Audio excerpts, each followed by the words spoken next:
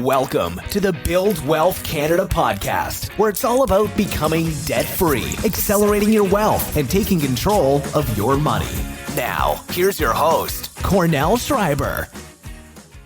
Today's episode is a must-listen for anyone who's ever felt confused, anxious, or just plain stuck when it comes to money. We're diving deep into the emotional and psychological side of personal finance with Jessica Moorhouse, an accredited financial counselor who spent over a decade helping Canadians untangle their money struggles. In this conversation, Jess reveals the most common patterns she's seen over the years, from overspending traps to financial fears that we rarely talk about, and the simple, practical strategies that can truly make a difference. We'll also unpack powerful insights from her new book, The Hidden Barriers Between You and Financial Freedom, including why even those who are financially secure can still feel stressed about money. You'll learn how to spot the invisible forces that can keep you stuck, and more importantly, how to move past them. Plus, if you're in a relationship, this episode is packed with real-world advice on managing money as a couple without the fights and resentment. My hope is that by the end of this episode, you'll walk away with fresh perspectives, actionable tips, and the clarity you need to take control of your financial future without losing your peace of mind in the process. Let's get into the interview. All right, Jess, welcome back to the show. Thanks for having me. It's been a while, but you wrote a book. I sure did. So we've got a few things to talk about. But yeah, so just to kick things off, you're an accredited financial counselor. You've been specializing in this for over a decade now here in Canada.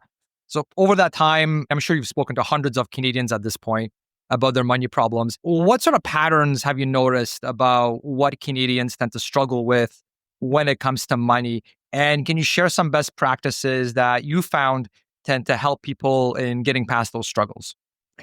The biggest, so there's the practical struggles, and then there's the internal struggles, which is what kind of inspired the book. But when I was working with one-on-one clients a lot over the past couple of years, what I discovered is typically they would come to me because they had a lot of debt that they wanted to get rid of. They had a spending problem they didn't know how to curb. They didn't know how to set up some accounts. They needed a good budgeting structure or a kind of a cash flow structure. Or they want to learn more investing, which is when I kind of funneled them over to my Wealth Building Blueprint for Canadians course, which is all about how to get started with index investing. And so those were kind of why they came to me. But what we'd always discover while we were working together, and what inspired this book, was most of their problems with money were about everything but money, hence the title. And so what usually we discovered was there are some things in their life that stem from things from their childhood, their upbringing, the relationships they've had or currently have that are holding them back from implementing some of this, pretty traditional and good financial advice that we all know have been talking about for years and years and years. Spend less than you earn, invest as soon as you can, build wealth, own assets. Don't get into debt or pay off the most expensive debt first. All these kinds of things are very simple, but I'd keep on coming across people who just did not know, why can't I stick to it? Why do I fall off, but then I get back on, fall off back? Why do I keep repeating cycles? Or why do I get really motivated and then demotivated and then get really low and hard on myself because I can never, fulfill this kind of plan that was laid out for me? And so the internal struggles were really the biggest point because, we both had podcasts for a long time. There's a lot of great people who've listened to all the podcasts, read all the personal finance books. They know what they're doing. So it's not a lack of financial education. And sometimes it's not a lack of money. They have a decent income or they have a fine income, especially compared to their expenses, but they just can't figure out how to get ahead. And so I wrote the book really to focus on what are some of those internal barriers that are preventing you from achieving financial freedom, or as I like to kind of call it, financial fulfillment, because it's not, financial freedom. When you typically think of that, you think of like retiring earlier, having $1 million in the bank. Financial fulfillment is really just what is the level of, just being more comfortable with your money, but what is your personal level of safety, security, happiness, peace with your money? So it sounds like some of these things that we hear about, best practices when it comes to personal finance, it sounds like you're saying a lot of those come out as kind of surface level. Those work when you've already done like the internal work and you have healed from any kind of wounds that still exist within you. You figured out a way how to circumvent or kind of overcome some of these behavioral biases that we all have. You're better at, seeing them when they happen and be like, okay, I'm not going to react when the market, everyone's crying wolf and saying, oh, the market's going down, or everyone needs to get into crypto. I'm not going to follow the crowd. I'm going to not make emotional decisions when it comes to my finances. When you've got all of those tools in your toolbox, then doing that practical stuff with your money, investing, saving, budgeting, paying down debt becomes very simple, because it is very simple. But there's a reason that, this stuff is pretty straightforward, but why are so many people still struggling? And it's because it's not, again, a financial literacy issue or maybe an income issue. It's some other kind of issue that is in the way and they can't move forward. Just like any kind of other issue you might be dealing with personally, such as eating and your health and your weight. We all know what we should be doing to lose weight or maintain a certain level of health. And yet we eat out and we eat some bad things and we're not working out and we're not doing the things that we know we should be doing. Why aren't we doing that? Usually it's because there's something else that we need to work through to get to a point where we feel like, oh yeah, I can do that. Yeah. Can you give some examples of, you mentioned the word wounds, and I'm guessing like trauma would probably fit into that bucket as well. Have some more surface level problems. Can you give some examples from your own experience or just people you've talked to? Yeah. I share a lot about my own personal emotional wounds in the book. So I'm very vulnerable in the book, so people can realize it's not just you, it's everybody, including someone who calls themselves a money expert, has been in this field for over a decade. So one thing that I kind of stumbled upon during my research and interviewing a bunch of people for the book was how connected trauma can be to where you're at financially. And just because trauma is a bit of a buzzword and it seems like everyone has trauma, everyone's talking about trauma. Trauma can mean a lot of different things, and there's different forms of trauma. There's big T trauma and little t trauma. Big T trauma is probably what people kind of think of, such as surviving war or some sort of natural disaster or car accident or abuse or things like that. That could have a huge impact on you personally, but also financially, because, one way you may use money is to soothe yourself whenever you are triggered. When that trauma kind of comes, you may feel emotionally dysregulated, and then you may use money to go shopping so you can get that dopamine hit so you can feel better. And that's how you get stuck in a cycle of overspending, because you have not figured out the root cause of why you're overspending. Oh, it's this one thing that we haven't worked through in therapy. We haven't figured out what's going on. And then there's the little T traumas that I think most people can relate to maybe a little bit more if they can't connect to some kind of big T trauma. They don't have that experience, is little things that can compound that can have a really big impact on you moving forward. So one example I give often is if you ever experienced bullying in school, if you haven't dealt with that and healed from those wounds, that's still inside you and there will be flare-ups. One thing that I discovered is because I had a number of unhealthy friendships growing up in elementary school, middle school, high school, and I'd always fall back into a pattern of becoming friends with a certain type of person. I was just attracted to their energy. But they typically would make me feel kind of small, not good enough. And so I was always lacking a certain level of attention. And so how that manifested as I got older was me trying to get that attention in other ways. Part of it was, hey, I'm going to start a blog so people can read me and pay attention and people say nice things about me. And even though I'm happy where I'm at in my career, what I realized was no amount of attention or money or success or accolades ever healed those wounds. It was never enough. So whenever something good happened, there'd always be this negative self-talk in me that said, yeah, but you didn't get this, or you should have had more, or you should have done better. And so I needed to recognize what kind of little T traumas I was dealing with and go through therapy. And I talk about all of those kind of solutions in the last part of the book. So I could put that and really keep it in the past so I can stop living my life based off of just making emotional decisions or making goals that really weren't actually going to make me happy once I achieved them, if that makes sense. For sure. That's really fascinating. It sounds like, if I understand you correctly, it's the whole focusing on the symptoms. Yeah. Like, oh, maybe I'm having this trouble with the budget or cash flow, so I just need a new budget spreadsheet or I need an app. But those are, and that's going to fix things. And that's why I failed the last 20 times because I didn't have this app or whatever. Yeah. But it sounds, if I understand you correctly, you're saying it's the underlying thing, like actually like seeking therapy and getting actual help. Yeah, finding out what is the root.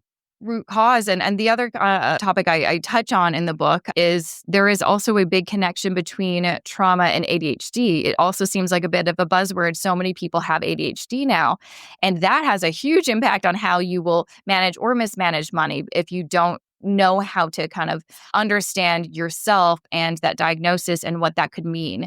And so there's a big overlap between symptoms of trauma and ADHD, and they're very connected in that people with ADHD are more prone to be in a position to be traumatized, like something could happen, or sometimes they will be diagnosed with ADHD, but really it's maybe there's a trauma that actually happened and they're just evoking symptoms or what looks like ADHD symptoms. That's another kind of component. If you are dealing with anything like a neurodivergence and ADHD or any other kind of situation, that will, and that's largely not talked about in personal finance books. They kind of come from the lens of you're perfectly secure and fine and nothing is wrong with you, or there's no kind of special abilities or disabilities that you're dealing with. So if you're not good with money and doing what we're telling you to do in this book, then you're lazy. It's a you problem. But really, it's probably something else that's external or internal within you. There's something in the way that if you don't know what's in the way, how can you move past it? You'll just keep on thinking, I just need a different budget spreadsheet, a different strategy, a different this. But you're going to continue to find that there's a wall that you can't move past. For sure. Yeah, I definitely agree with you that definitely in our space and personal finance and optimization and investing, it's very much, it assumes that, okay, we're all extremely rational. Yeah, we're on the same playing field. We do not make emotional decisions. We are people and we follow that to the letter. And that's that, and that's how it works. But yeah, like you said, the reality is that there are these other things that can have such a significant impact. So that's really fascinating. Yeah, because I could see someone really struggling with some of these financial issues and just trying different things to make it work by staying in this finance space. Like I said, whether it's a new app or a spreadsheet or whatever, but really, I think it's great how you're opening up sort of let's open up the scope a little bit and say, hey, maybe there's actually non-finance things that are influencing this. Maybe you should look into those. If you failed, if this is like the 6th month in a row that you weren't able to pay off your credit card, okay, maybe there's something there. There's something else going on. Maybe it's not you and you're just bad at money, right? Yeah. I hear this often too when people are just starting their personal finance journey and maybe they, DM me or email me and they have a question. And I often hear, they're like, oh, well, I'm just bad with money, always have been. It's like, that is not true. No one is good or bad inherently with money. And I think that that's kind of the assumption that, oh, well, I've just never been good, so I guess that's just in my genes or something like that. And this person is naturally talented with money. Of course, some people can pick up things easier than others, but this is a learnable skill, just like any skill. If you don't know how to cook, you can learn how to cook if you want to. There are people that are naturally inclined to learn those skills quicker, but anyone can learn this stuff. If you are trying a specific strategy that maybe is very popular and it's just not working for you, then we need to try something different. You need to set up a system that is specific to you. And I know I quote her in the book, Elise Fulmore. She has ADHD and she is a money coach and she has her book, Keeping Finance Personal. And I always, when I have someone come to me, they're like, oh, I have ADHD and I don't know what to do. I'm going to send you to her because she knows exactly what you're going through and works with people like you all the time. And she's had to create different systems for that type of person so things can work. So it could be just, okay, we're not using credit cards because this just isn't working for you. We need a different system. As easy as it is to kind of blame ourselves for not, well, like all these other people are doing this system and it's working for them. Why is it not working for me? It must be a me problem. No, I think it's just personal finance is personal. And we say that often, but we forget about the true meaning because most traditional financial advice is very cookie cutter. And it doesn't apply to most people, honestly. Mm-hmm. Yeah, I think this is useful as well for parents like myself. Because I just from the surveys I've done, I know a lot of the listeners of the show, they're a lot more professionals, they're above average incomes, that kind of thing. Mm-hmm. So, the paying off the credit card is not a issue for a lot of the listeners of the show. Mm-hmm. But I mean, a lot of us also have kids. And then you mentioned like things like ADHD and trauma and things like that. And you have to be really flexible with when the whole parenting thing, it's not like there's one solution that always works 100% of the time. Yeah. So I think this is a great thing for parents as well. Yeah. to And I'd just be even conscious say of. to kind of address some of your core listeners who maybe they can't relate to struggling financially in that way with debt and stuff like that. They're in a different position where they're high income earners. Your struggles still could exist and they are valid. They may just not be maybe what the typical struggles we talk about, which is like not having enough money, running into debt, overspending, and things like that. You may be instead dealing with a lot of shame and guilt for maybe I'm doing better than my family and friends and I feel really bad about that. Or no matter how much I earn or how much I save or how much my net worth grows to, I still don't feel good enough or happy. And I thought this would be the solution to my problems. And we talk a lot about that in the book at the end, the connection between happiness and money and how still to this day, and because of capitalism, how it's set up, we think that money is the solution to all of our problems. But we need to reframe it and remind ourselves that money is the solution to our money problems, but not our, mental problems or personal problems. We need different solutions for that. Of course, money can help. Money can help pay for therapy. It can help pay for programs and other things that can help you in those areas of your life. So that's why money is good, but the more money you have will not just instantly make you happy. There is a limit, and there's some research I talk about in the book that there was that headline research. This was from maybe 10 years ago. I'm probably going to get that wrong, but that $70,000 is the happiness number of how much, if you earn that much, you're going to be happy. Again, that number is very different now because of inflation. But what they actually did another study that showed that although more money can make you a little bit more happier, so, don't try to not earn more money. There is, however, a cap on how much money can soothe kind of your unhappiness. So basically, no matter how much money you have, it will never make you unhappy. If you're miserable, if you're already unhappy, more money is not going to solve that, unfortunately. So that's why there's so many miserable millionaires and billionaires out there. I think they just think that if I accrue more, it'll be better. And it's just the same. You just have more money. I think a common example too is with divorces, right? Where you have wealthy people who have money, but then the marriage still breaks down. And it's like, well, because it's not just a financial thing where, if I have enough money, that will make the marriage it's like better. more money doesn't mean you're going to have a better marriage. It's like, exactly. wow, it can help pay for marriage counseling, but it's not like, if I throw in 10 grand into this, we're going to have the perfect marriage. It obviously doesn't work that way. No, it'll maybe solve as a Band-Aid. Maybe for a good couple of days, it'll do with whatever that argument was, but then you'll remember when we were arguing about it? Yeah. $10,000 isn't going to help you forever. No. And now a quick message from one of our sponsors. Many of us don't know that our personal private data is packaged and sold on the open market, resulting in us getting things like spam phone calls, junk email, and increasing our chances of identity theft, not to mention compromising our personal security by others knowing exactly where we live. There is an entire industry of data brokers that buy and sell our personal information. Oftentimes, this is used for spamming us with marketing calls and email. And we actually had this happen to us where when my daughter was born, we ended up on these lists and were repeatedly called by some of these less than reputable investing companies who knew that my daughter was just born. And so they started pitching us to set up an RESP for my daughter's education. And of course, they left out that part about charging exorbitant investment fees for their service. How's that for a breach of privacy? You're probably already on a lot of these lists too, and there are over 100 data brokers out there, so it's extremely tedious and time-consuming to reach out to each one yourself and ask to be removed from their lists. That's where Incogni comes in. It's a service where you give it permission to go out and remove you from these lists. They send out requests to these data brokers to remove you, and you can see how many lists you're on and monitor how many they've removed you from already. I encourage you to check them out, and you can try them out and receive a discount by going to incogni.com/buildwealth. That's Incogni, INCOGNI.com/buildwealth. All one word, incogni.com/buildwealth. And that link is also in the description for this episode. Are you buying Canadian? Well, why not invest Canadian? At BMO ETFs, we're committed to helping you build a brighter financial future because it's our future too. This is our home, and as Canadians ourselves, we know what you need to grow wealth right here in Canada. Visit BMOETFs.com for more.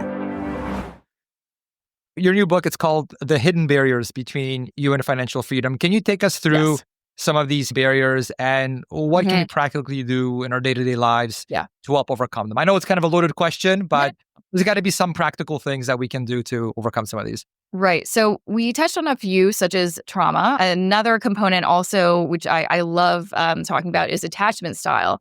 Depending on how you were raised, and again, it doesn't mean that you had bad parents if you fall into one of the insecurity categories, because I do, and I have amazing parents. What it just means is, depending on how your caregivers reacted and kind of treated you, or just how you reacted to how they treated you, you may fall into a certain attachment style, which can either be secure, which means you're totally fine, or anxious, or avoidant, or a combination, which is called disorganized, where you're both anxious and avoidant.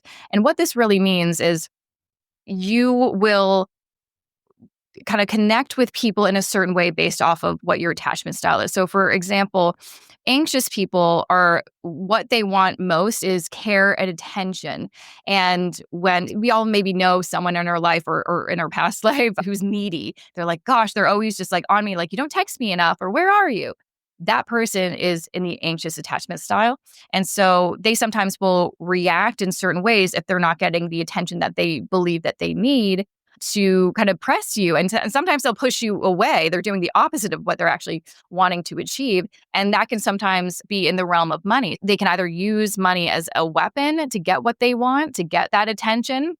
Like an example could be you want your boyfriend's attention and he's really busy with work or something. And so you take his credit card and go shopping and spend $10,000. He's going to pay attention to that on his credit card bill. And that's one way that you use money as a way to fulfill this need in your own attachment style. Avoidant is the opposite, where you definitely don't like anxious people. You just want your space. You just don't want anyone around you. You are avoidant. We see that, like, a good representation of that is when you're in a relationship and this person doesn't respond very quickly and is very aloof and maybe too cool for school.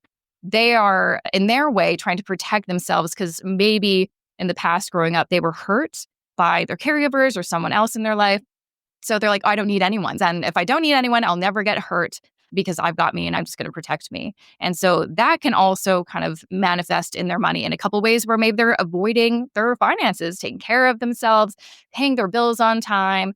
They're just like, no, I'm just not interested. I'm just going to avoid that because it's too emotional and I don't like. That's one interesting hidden barrier that most people would never make that connection to money. Another really interesting chapter is about generational trauma. So a lot of people may feel like, oh, I don't have any personal experience that I can label as trauma, but that doesn't mean that you may not have it inside you. And there's science that you can inherit your ancestors' trauma, whether that be from your parents or your grandparents or even further down the line. And so I give examples from my family history. I'm in a long line of people who just lived in poverty. And I'm like, that makes a lot of sense in so many respects when I look at my life and just some of my values and beliefs and thoughts and feelings with money, because I never, even still, like, I struggle with this idea that I'll ever have wealth, ever, because no one in my family ever had more than just enough, like barely just enough. And I'm like, well, yeah, that's probably that fear of not having enough and, taking risks, because there has been instances in my family where they lost it all. That has been transported to me. And the same, I give an example in the book as well, as someone who came from wealth and has a very different relationship with money. Again, you'd think, oh, what's her problem with the money she had? She came from a very wealthy family. Well, it's very complicated when you have this kind of family with generational wealth, and money is such a big character in everyone's lives, and everyone's so fearful of losing this money because they know they could never replicate what their great-great-grandfather was able to build. And so they're very suspicious of each other. They're very judgmental of each other, all this kind of stuff. And a lot of those feelings and thoughts kind of got passed down to her. So that was really interesting. And then we also discussed things such as, if you're Black or Indigenous and you experienced, or your ancestors ever experienced, things like the residential school system or slavery, guess what? That stuff runs deep. And likely you have some of these mechanisms inside you that came from generations and generations ago that you were never able to make a connection to. Why? You can find a lot of answers by looking to the past, whether that's just to your childhood or going further down your family line and really looking at your ancestry. Interesting. So have you found in your case, because of your family and how things were back in the day, do you find you have a scarcity mindset because of that? Oh, yeah. Yeah. Yeah. Yeah. I always wondered where that came from too, Yeah. Yeah. because even though my parents got married young and we didn't have that much money, my memory of growing up was we always had what we needed. Sometimes, my parents obviously said, no, we can't afford that. And that's something I always replace in my head still, even when I can't afford something. Yeah. But we never had our heating shut off. We never had not enough money to buy groceries. We always had enough. And so I never experienced some sort of situation that I have talked to some other people who have where, oh, that makes sense, where you have that scarcity because you literally did not have your needs met at certain points. For me, that was never my experience. I'm like, so why am I afraid of losing my house or, never making any money again? And what I discovered was, especially on my mom's side of the family, we've always had scarcity because there were so many instances of, bankruptcy. My great uncle lost the family home, and that fear got passed down to my grandfather, then my mother, and then me, which is so fascinating. And then same with my father's side. We were basically the downstairs people in Downton Abbey forever, or poor farmers. So we never had anything. That scarcity, even though I didn't personally experience it growing up, someone did in my past, and that probably made its way over to me. Interesting. I'm in the scarcity camp as well. It's fascinating to hear how you're the same in that way, but then also on the flip side, how you mentioned the wealthy and how some people, they have that like mistrusting thing, like, okay, are they just trying to take something from me? Exactly. It's interesting. It's kind of, it makes me think of birth order a little bit, depending what order you were born, you might actually have a different personality than your siblings. It kind of makes me think of that, where just your upbringing can have such a different way that your brain forms and how you perceive things. Yeah, very fascinating. And it's kind of crazy because I've been having obviously a lot of conversations about this, especially the childhood component. Some people will be like, I never made that connection. I would have never thought that my childhood experiences would have impacted my finances in adulthood. And you're like, but when you think about it, of course they do. Of course. Yeah. Right? I think my wife would like you because she's just like, Cornell, just go to therapy already. I mean, that's part of the messaging of the book is everyone needs to go to therapy. I am a big advocate for therapy. It's amazing. Because sometimes the scarcity thing comes up, and then she's just like, just go to therapy already. Get that sorted out. Explore it. There's nothing wrong with it. Yeah, no one needs to know. It's all private, right? No, I mean, that's one thing I share in the book was while I was writing this book, I also wanted to do more introspection about myself and not just like, oh, this is, my experience, but I'm all good. Don't worry about me. I'm like, no. I do have some deep problems with my own relationship with money that I am not happy with. And so I want to do the solutions that I suggest in the book, which is different forms of therapy to see which ones work, which ones didn't necessarily work as well. And there's so many different forms of therapy that basically you kind of have to find the right fit for you and try a few different ones. And so I talk about it, just a few, because there's like hundreds. If you really go into the weeds, there's lots of different types of therapy. But I did EMDR and S, which is internal family systems. And those are specifically for if you do have any kind of trauma to help you really understand how can we heal from that. They're very different forms of trauma, but the internal family systems one, which I really only discovered while doing research for this book, was for me life-changing. Like it was so interesting. And no one's really talked about it. It's unless you're in like the bubble of psychology. Yeah. And most people don't, when they think of therapy, they think of talk therapy, of just you have a therapist and you just talk on the couch or whatever. But there's so many different ways to go deep and figure out how can we really better understand where we're coming from, where those emotional wounds are, so we can heal and move forward. Yeah, sure. That's great. One topic that you talk about that really hit home for me personally was the subject of money as a source of stress in our day-to-day lives. Yeah. And one personal insight that I had in the past year regarding this is that you can still be stressed about money, even if you're financially independent and if you have enough. Right. That's a situation I found myself in about a year ago. We talked about this already a bit, how it's like just more money is not going to immediately just solve every other part of your life. And so that basically led me to notice that just seeing your investment portfolio be large enough to retire does not automatically remove all money stress. And so it kind of made me realize there's definitely something else at play here. There's something psychologically at play here. It's not just the number on the spreadsheet. From your experience, what do you think can be the cause of this? And how can we all work on this so that we don't end up on this financial treadmill of always trying to make more and thinking that having more will automatically remove any stress relating to money in our lives? Yeah, it's fascinating that you talk about that too, because like talking about the FIRE movement specifically, I feel like most people get into that because they think, oh, I'm really unhappy with my job, my life, whatever. This is going to help if I just get enough money that I no longer have to work or worry about money, because that's what they think. If I have a big enough pot of money, I'm not going to worry. Then all of my problems will go away. And I've talked to so many people. They're like, yeah, those problems were still there. I just have a lot of money now. Like, It's different challenges, right? it's a And different, yeah, exactly. It's like, well, you maybe overcame the challenge of, you are now completely financially secure. So you don't have to worry about, oh, I won't have enough to pay my bills, or you don't have to work if you don't want to. That's great. You solve those issues, but you still have, it may not get rid of your worry about money. And I feel the same way. I know me and my husband are in a very good situation financially. If we won the lottery, I know I'd feel the exact same way. And so you need to ultimately find out, why is money currently worrying you? Is it truly because you have a lack of money? Unlikely, unless you really aren't fulfilling your basic needs, like paying your rent.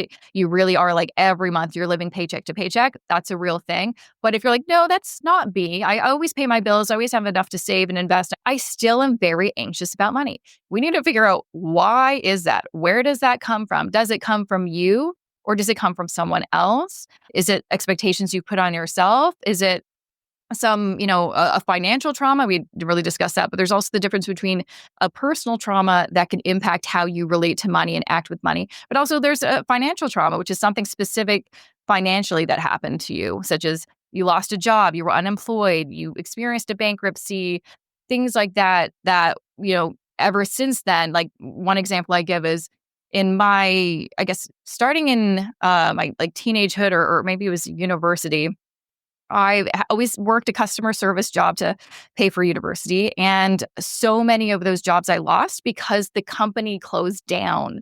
And so I had this kind of fear of starting a job. And like, what if they close down too? Like, I'm talking about 3 or 4 companies, actually. Yeah, there's like 4 companies. And I kind of updated my LinkedIn to get rid of a bunch of past work experience. Like, I don't need to put this on here anymore. And you know what? Those companies don't even exist anymore. How crazy. And so that financial trauma is still within me. That I think that's part of the reason I feel honestly a little bit more secure being self-employed, because I can be the best employee in the world, but they can still lay you off. At least when I'm self-employed, I have more control over my financial future. And so that was something I had to kind of figure out. I'm like, oh, that's why in the past I would get a new job, but I would never be that employee that would put personal things on my desk, like a photo of, my pet or my husband or what. I'm like, I literally would never leave anything personal there.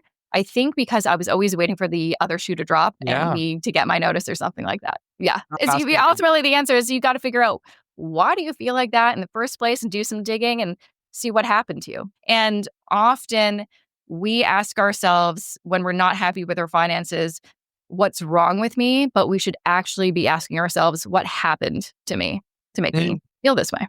Interesting. Yeah, I found out what worked for us. I'll share just because I suspect others may be wired in a similar way as me, and they have run into this issue as well. Yeah. But I remember when I was going through that money stress, so to speak, even though it was completely irrational. And what triggered it? I'm curious.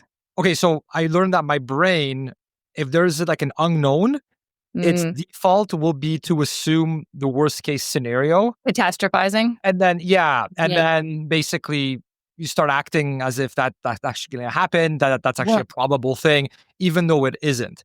And so in terms of, the way that related to the money thing was that I was tracking our expenses, but not as closely as I should have. And they were fine. Like, we weren't overspending. We were actually underspending, probably because I was being so conservative, because I'm like, oh, we're probably overspending, right? And so because I didn't know exactly, the brain would jump in and say, oh, so it's an unknown. So therefore, let's assume it's overspending. And then that would create stress. And so I found, by actually just using an app to actually like manage our expenses more closely at a granular level. Yeah. Now I can actually pull up reports and say, okay, we spend this much on groceries, we spend this much on property tax, et cetera, et cetera. And this is how much our portfolio is. Here's the safe withdrawal rate. And, I have these like pretty complex spreadsheets that show all this now. And it basically is like numerical proof that, okay, look, you're fine.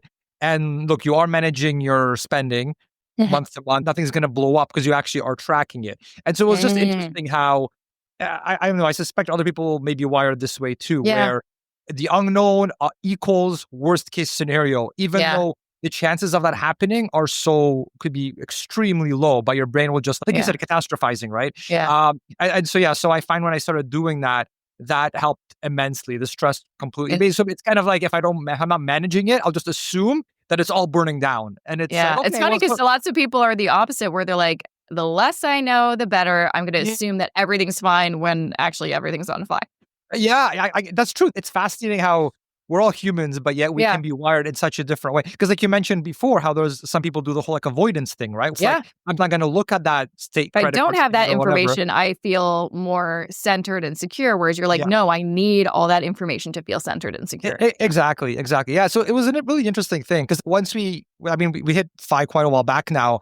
But I mean, I noticed like once we hit that, I was doing crazy math at that time to make sure we could actually do our jobs. Yeah. But then once we hit it, I kind of like wasn't as stringent about the spending because it's like, okay, we've already hit our number. Yeah. I don't need to like monitor things to the highest degree anymore. Like we've already hit that milestone. Like just chill out a little bit now, okay?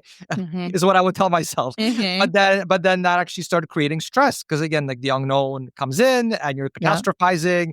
What if I'm overspending? That kind of a thing. And so we're actually underspending, which is also irrational because you don't want to end up with this gigantic portfolio for irrational reasons. And then you're like, okay, well, I could have spent this. I could have went on a nice trip with the kids, but I didn't because I was irrationally hoarding this money, thinking the worst thing's going to happen. So I don't know. Hopefully that helps people where it's like, for some people, if you're feeling anxious, it might just be from the lack of information that you have. Like, no, you have not enough data points to see that you're actually okay. And so by getting the actual numbers, your brain is no longer catastrophizing because it sees the actual numbers. And that makes the stress go away. Yeah, but it's a great way to kind of marry like why it's important for like the practical to kind of get, you got to connect the practical financial stuff to the psychological stuff, right? You can't just do one or the other. That's why I kind of say like this book is specifically for people who they know the practical stuff, but it's just not working for them. So once you kind of work through the psychological stuff, then that stuff is going to click. And you're like, oh yeah, this is so much easier. But I'm the exact same way. I, do everything manual in my little budget spreadsheet, track my expenses, and the expense part. I don't love doing that. Like that always makes me. I always like I'm not good enough. I should have done better. There's always something I could have done better with my spending. But the net worth part is what gives me that sense of security because typically it goes up every month. And so for me, it's like ding ding ding, you did okay, even though maybe you overspent what you said you were going to spend this month. Doesn't really matter because your investment's up, your mortgage is down, all these other, things come into play to affect your net worth.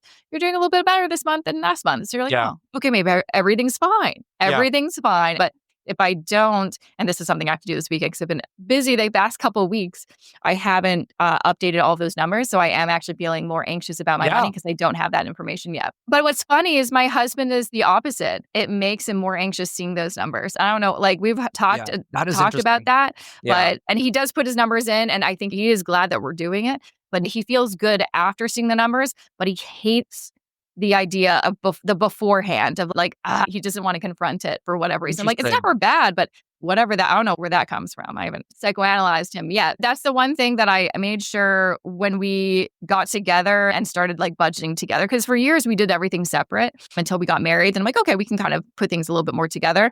But I'm like, I never want to be in a couple where I nitpick over. I don't want to be an egg. I don't want to also be your mom. I'm not telling you what to do. So I never judge him. And we also have a system where we have some joint finances and some separate. And so obviously we'll have conversations about joint things. And whenever we make some sort of joint expense purchase, whatever, we communicate and talk about that and agree. But for our other stuff, their personal stuff, do whatever you want, spend whatever you want. It's on you if you do overspend, and we can see those numbers. And hey, maybe this means I'm going to retire earlier than you. So we don't want that, do we? And so there's no judgment. And I don't want him judging what I spend because I spend differently than he does. And I kind of don't want his opinion on how many shoes I'm buying or whatever. It's none of your business. Yes. I got it. I know how much I can afford, so don't worry about it. Yeah. I hear you. That worked well for us. And I remember giving that advice to a friend of mine who was getting married. He was moving in with his now wife. And he told me that was one of the most impactful pieces of advice I gave him was the whole thing about how, yes, you've got your joint money, but you've also got your separate thing. And it's to your point, what you said, where if you come back with a new thing of shoes or whatever, you just like, my wife and I have this too, where she'll come back from the store with something and all she has to say is my money. Yeah, like, this is my money. Yeah, so it's just, this is my money. And then she knows I will leave her alone immediately regarding that thing. Exactly. Because it's like, okay, you used your own money for that. Do whatever you want. In the same way. And I find it's actually really good for the relationship. You need to have some autonomy. You need some freedom. And now a quick message from one of our sponsors. It's the small things that make us Canadian. At BMO ETFs, all of our tickers start with Z. That's right, Z, not Z. From ZSP to ZEB, we know how to build solutions for the Canadian investor. So the next time you invest in ETFs, consider a Z instead. Visit BMOETFs.com for more. Are you approaching retirement and wondering how to turn your hard-earned savings into an income stream? Introducing Sun Life's My Retirement Income Solution. This is available for those who have or have ever in the past had a Sun Life group savings plan through your employer. This solution is created for those who are nearing or in retirement and want to receive income tailored to a target age. How My Retirement Income works is that you pick a target age you want your money to last until, such as age 85, 90, 95, or 100, and then the solution offers a unique blend of income and growth potential to help your money last until your chosen target age. This automated process eliminates the need for repeated reassessment, and with this solution, your payments will be deposited directly into your bank account while still having the opportunity for your investments to grow. It provides flexibility, allowing you to have access to your money at any time without fees or penalties, along with an easy transfer to leave a legacy for your loved ones. Sun Life's licensed retirement consultants are ready to guide you through the process. To learn more about if Sun Life My Retirement Income is right for you, visit buildwealthcanada.ca/myretirementincome, all one word, to schedule an appointment with a Sun Life retirement consultant today. That's buildwealthcanada.ca/myretirementincome. And now back to the show. Years ago, I made this YouTube video that no longer exists of me and my husband talking about our system for managing our money. And so many comments were, you're not truly married if you don't completely combine your finances. I'm like, that is the most archaic, ridiculous notion. And also the reason that, traditionally couples combined all their money is because they were a income household. Right. And so that's, and also it's only been in the past couple of decades that women had any financial freedom and autonomy. Like we couldn't have credit cards. Like my grandma didn't have any financial autonomy. For me, I feel like no matter what kind of relationship you want to be in, you should have some sort of independence. And I think that's also just to also protect you. I have come into contact with some, people that have been in a not so good relationship. And it's hard to leave an abusive relationship if you don't have your own credit cards, if you don't have your own bank accounts. How are you going to leave? You can't, because they'll know exactly where you're going. And so I think it's no matter how healthy or what kind of relationship you have, it's important to have your own money. Just a little. Yeah. I think so too. When you have that, you spend the thing and for the thing that you want to buy. Yeah. And you know that you're not going to get scrutinized or critiqued, or like you feel like you're going to come home and you're going to get audited by your husband or wife. Exactly. I don't want to be my husband's accountant. Was that really a rational purchase? Yeah. I mean, I feel like it'd be like being married to a nutritionist who would be like, what are you eating? Let me live. You have your fridge. Leave me alone. This is your shelf. Exactly. That's really funny. But yeah, I could see that. Because to your point about how the combining finances and how sometimes people will say, oh, well, no, you should fully do it. But I mean, I could see that actually causing strain in the relationship. I think so. I always tell people there's no right or wrong way to manage your money. But in general, I found that is the most successful way for relationships to manage their money is separate and together. Have both. Yeah. Are there any other processes or systems that you have in place that you do with your husband? Like, do you guys meet weekly or quarterly? Not weekly. Monthly, if we're really on top of things, we will have a monthly money meeting. But lately, sometimes when we're busy, at least what we do is the first week of the new month, put in all of our numbers into our spreadsheet, have a little combo. Most of the time, it's there's not really much to talk about unless we have this expense coming up or something like that. But we do check in with each other. And I am kind of the main money manager in that I'm happy to. I actually like doing it. I'm the one to make sure the credit cards are paid off, the bills are paid, everything's running smoothly. And I took that role on just because I generally enjoy doing it. But we definitely having that kind of moment, which, doesn't take long, once a month, just to check in, see where we're at, be like, "You good? Yeah, happy with things." And let's kind of move on to the next month. We don't really we've never argued about money, really. We'll just have conversations. And sometimes they're difficult and uncomfortable. We go through I'd rather have an uncomfortable conversation than a blow up argument of things pent up because we didn't have any of those important, uncomfortable conversations. So, yeah, I've learned that as well over the years of marriage. It's much better to do it earlier than letting it build up. It's always and then there's better an to just explosion. nip it in the bud right away. Yeah. And it's uncomfortable, but it's so much, it's a nicer feeling being uncomfortable and then getting that relief after you're like, oh, that wasn't so bad, than feeling like, oh, I don't want to talk about that. Or, just again, like avoiding the conversation and letting it build up. And then it's a whole big thing. Yeah. You mentioned using spreadsheets for your tracking. How do you do your transactions for expense management? Do you use a certain software? What do you use these days? So I built my own spreadsheets that are available on my website, jessicamoorhouse.com/shop.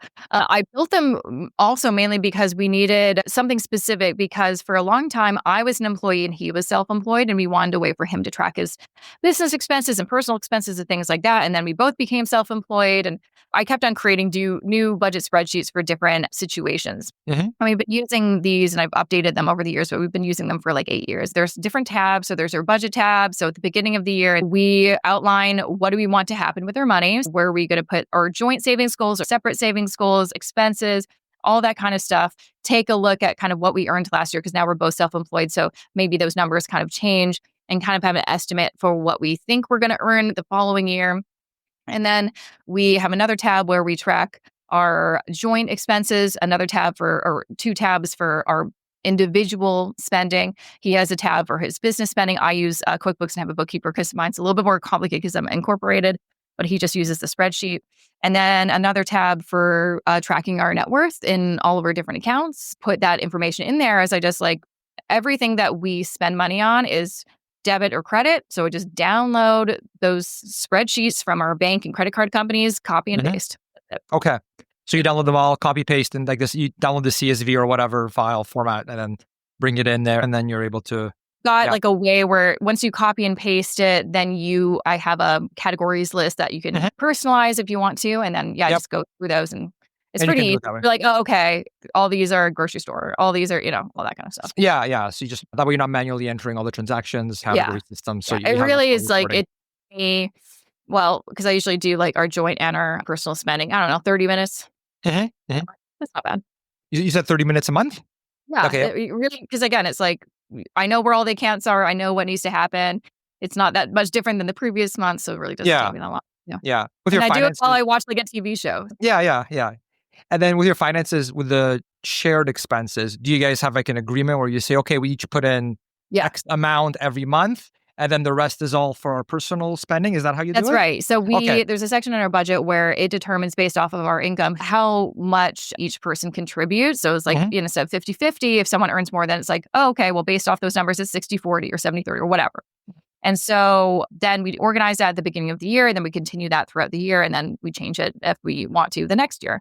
And then we both automatically have it. Our income goes into our joint checking account, and then you can automate this, but I do this manually. I then make sure once that money is in there, I move money to some of our different joint savings accounts, like our travel fund, and we save in advance for our property taxes and things like that. I make sure I move that money to all those different joint accounts.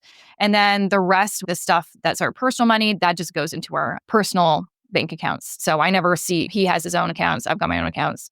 So it's all kind of separate like that. That's good. Yeah, it works for us. Yeah. What do you guys do? I don't know if this applies to you, but maybe you've run across this in your research, in a couple where one person makes more than the other. Because for different schools of thought, some will say, well, you should just do 50-50 because you're together. That 50-50 only makes sense if you earn the exact same amount, because then the other person who's earning less is actually contributing more. So no, I don't believe that. Whoever earns more has to contribute more. And I currently, for many years, earn more and I contribute more. And then sometimes things shift. Like for most of our early relationship, he earned significantly more than me. And so he contributed more. And that was fair, because then otherwise, then I'd have no money left to save into my retirement account or anything like that. So 50-50 does not make sense for most people unless you're making the exact same amount of. Right. Well, yeah, by 50-50, I meant more so like as a percentage, right? So you're basically Yeah. saying it should be 50-50 as a percentage of your incomes, Yeah. not an absolute amount. Like we each put in X thousand, like that. Yeah. you're saying, Yeah. Don't do that. So it's got to because, be a yeah, percentage based a off of percent. your, yeah. Yeah. Some make Exactly. more, that person's contributing more. Yeah. From everyone I've talked to about that subject, so far, there's actually been pretty much a consensus. Everyone agrees that it should be interesting to hear if there's any other kind of different structures that have worked well Yeah. for people. But everyone I've talked to so far about that basically said what you said. And it's just like, it should be, Yeah, even if one 'cause then- person makes more than the other, it should be a percentage Otherwise, of then that. the other person is contribute. If it's like a 50-50 like dollar amount, we're both putting $2,000 each into Yeah. the pot. Well, the person who's earning less then has less resources to spend on themselves or to save, where the other person, they're flush with money and they're maxing out their RSP and TFSA, whereas their partner isn't. Like, how does that make any sense? I could see that being something that causes resentment, but probably, right? One person's- You see your partner come back with all these things they just bought, and you're just like, oh, I could. Oh, that sounds nice. lunch. Yeah. At that point, then we're not really in a partnership. We need to, and even too, like sometimes as the year goes on and I'm like, oh, okay, I'm earning a little bit more than what we kind of predicted. Sometimes then I'll be like, oh, we want to go on this like weekend getaway. I'll just pay for it, because it all kind of balances out in the end or whatever like that. Yeah, that's awesome. Okay, that's great. Well, thanks for sharing that. That was actually one of my questions, and you beat me to it, was how you guys manage the finances and what you found to work well in your research. Transparency is key. The other kind of thing that we've been doing for a number of years is what we always found is we would just consistently overspend on groceries, like food, basically. That's where we spend all of our money. And even though there's some great credit cards out there, you can get some great points with groceries. We actually use Coho, or you can use whatever prepaid credit card you want, where you just load money that you have, or debit. You can use debit. We load a certain amount of money onto this card every single month, and that is how much we have to spend on groceries, eating out, whatever. And so once we kind of get to that limit, and we've created an amount where it's like, this is plenty of money that we should be comfortable in. And so if we overspending, then we're doing something wrong. We're getting too much takeout. We're not eating what's in our cupboard and stuff like that. And so that little system of like, basically, this is how much you have. Once you run out, there's no more money. That actually has been helpful for us curbing our spending. Very interesting. Yeah, it's a form of control system. Yeah, you're basically talking about like the prepaid credit cards, basically, or just gonna let you keep It's buying. like it's the same system as like if you just have cash in an envelope, basically. That's how much you have. Because with a credit card, because it feels like mentally the limit is limitless, you're going to like, well, I'll just buy this extra thing. Let's just do Uber Eats or whatever like that. But every time we would overspend significantly. We're like, we need to stop. This is out of control. Yeah. I was curious about the grocery, like the eating out thing I get for sure, because that's an easy one to overstep on.